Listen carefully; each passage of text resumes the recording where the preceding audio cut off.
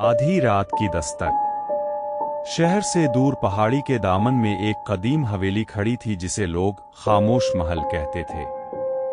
असलम ने सस्ते किराए के लालच में वहां रहने का फैसला किया, हालांकि गांव वालों ने इसे खबरदार किया था कि वहां रातें कभी तन्हा नहीं गुजरती।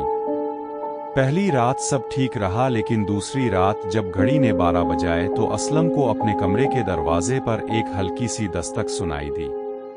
टुक टुक टुक। असलम ने सोचा शायद हुआ की वजह से है, लेकिन दस्तक दोबारा हुई। इस बार आवाज कमरे के अंदर मौजूद अलमारी से आ रही थी। इसने हिम्मत जमा की और अलमारी का दरवाजा खोला, मगर वहां सिवाय इसके कपड़ों के कुछ ना था। जैसे ही वो मुड़ा, इसे महसूस हुआ कि कमरे का दर्जा हरारत अचानक गिर गया है। इसे अपने पीछे किसी के सांस लेने की आवाज आई।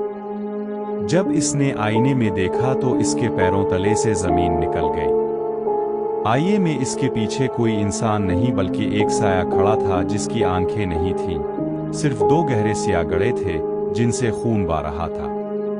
वो साया धीरे धीरे असलम के कान के करीब झुका और सरगोशी की।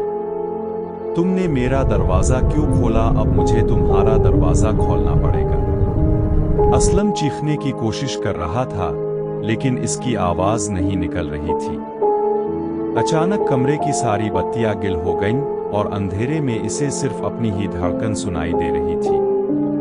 अगली सुबह गांव वालों ने देखा कि हवेली का सदर दरवाजा खुला हुआ था, लेकिन असलम का कहीं नाम व निशान ना था। सिर्फ बेडरूम के आईने पर खून से एक जुमला लिखा था, अगला कौन है?